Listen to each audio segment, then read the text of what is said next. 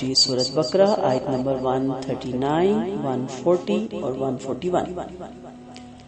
قل اتحاجوننا فی اللہ وهو ربنا وربکم ولنا اعمالنا ولکم اعمالکم ونحن له مخلصون۔ یہاں پہ اللہ تعالیٰ اپنے پیارے نبی صلی اللہ علیہ وسلم کی رہنمائی فرما رہے ہیں کہ مشرکوں کے جھگڑے کو ختم کرنے کے لیے ان سے کہہ دیجیے،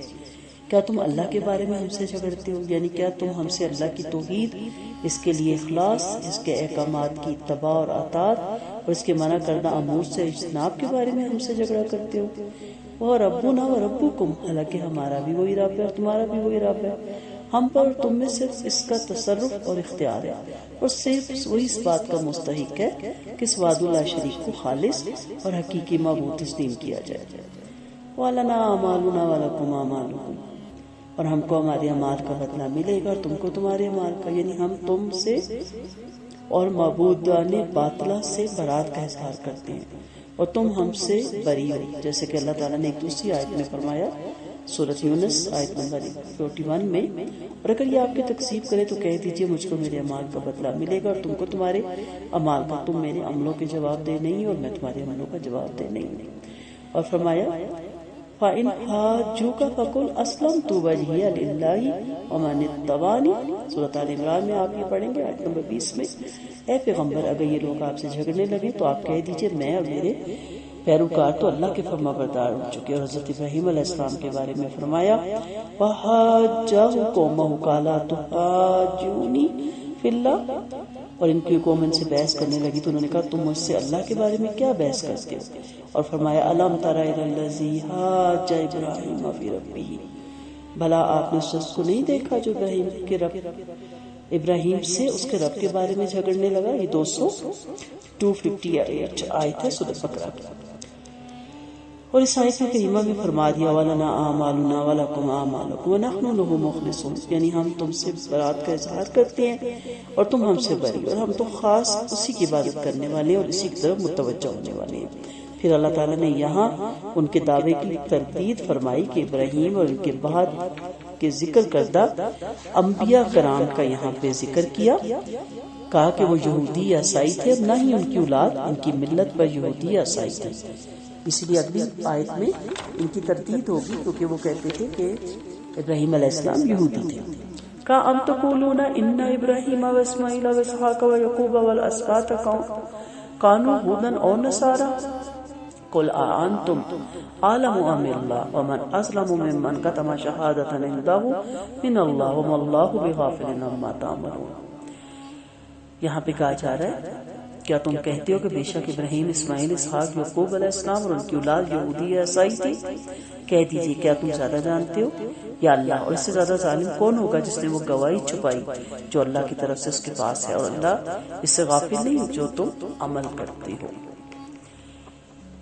یہاں پہ تردید کی گئی قل اانتم اعلم ام اللہ، کہہ دیجیے بھلا تم زیادہ جانتے ہو یا اللہ؟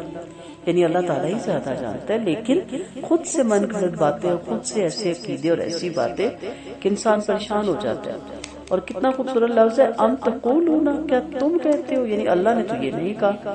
نہ اللہ نے کوئی اتنے فرقے بنائے، نہ ہی اللہ تعالیٰ نے کوئی ایسی جماعتیں تنظیمیں بنائی،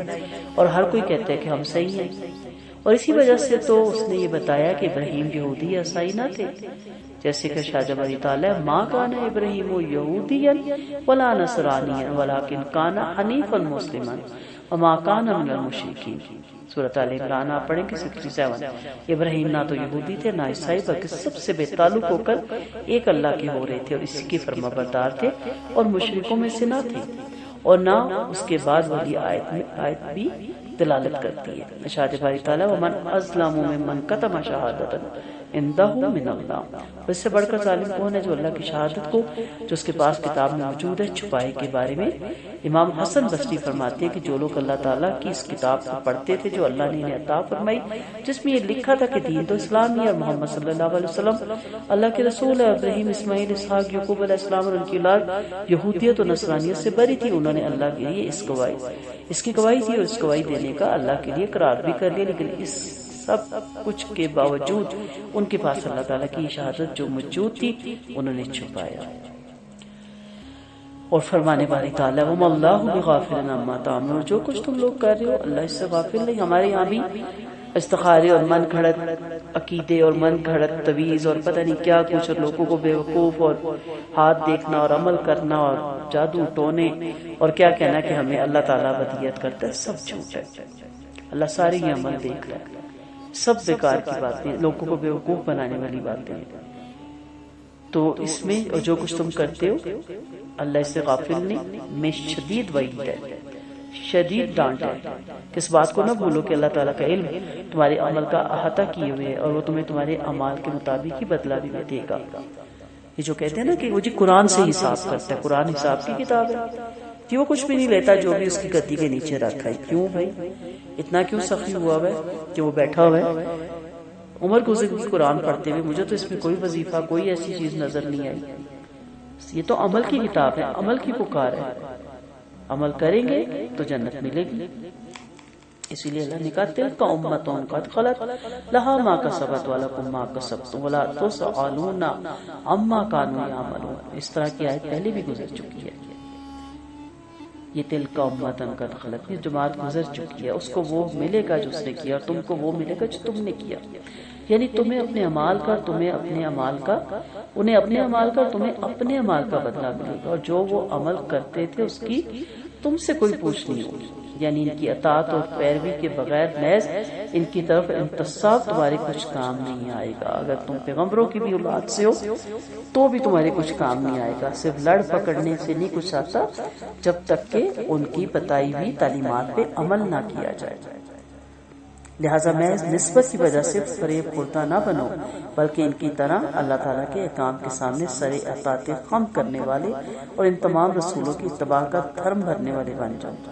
دم بھرنے والے بن جاؤ، جنہیں خوشخبری سنانے والے اور ڈرانے والے بنا کر مبعوث کیا گیا تھا، کہ جو اللہ کی کسی ایک نبی خصوصاً سید الانبیاء خاتم المرسلین اور تمام انس و جن کی طرف رسول رب العالمین کے ساتھ کفر کرے تو اس نے تو گویا تمام انبیاء کرام کے ساتھ کفر کیا۔ تو یہ منسوب کرنا کہ حضرت ابراہیم یہودی تھے اور حضرت اسماعیل نصرانی تھے اور اس طرح کے القابے لگانا، یہ سارا گناہ کا کام ہے۔ اور پھر خاص طور پہ آخری نبی صلی اللہ علیہ وسلم کے امتی ہونے کے ناطے مشرکانہ فعل کرنا اور مشرکانہ تہوار منانا اور من گھڑت عقائد اور بدعات کو رنگ دینا، یہ سارا کفریہ فعل ہے، اور اس کے ساتھ نبی کے ساتھ کفر کرنا سارے انبیاء کے ساتھ کفر کرنا ہے۔ سو آباء و اجداد کے اعمال کی جزا اور سزا اولاد پر نہیں ہوگی، لہا ما کسبت۔ اس آیت سے معلوم ہوا کہ باپ دادا کے نیک اعمال اولاد کے لیے کافی نہیں ہوں گے جب تک وہ خود اپنے اعمال کو درست نہ کرے۔ اس طرح باپ دادا کے برے اعمال کا عذاب بھی اولاد پر نہیں پڑے گا جبکہ یہ عمل صالحہ کے پابند ہوں۔ اس سے یہ بھی ثابت ہوا کہ مشرکین کی اولاد جو بلوغت سے پہلے مر جائے ان کو اپنے ماں باپ کے کفر اور شرک کی وجہ سے عذاب نہیں ہوگا، اور اس سے یہود کے عقیدے کی بھی تردید ہوگی کہ ہم جو چاہیں عمل کریں، ہماری مغفرت تو ہمارے آباء و اجداد کے مال سے ہو گئی۔ اسی طرح آج کل کے بعض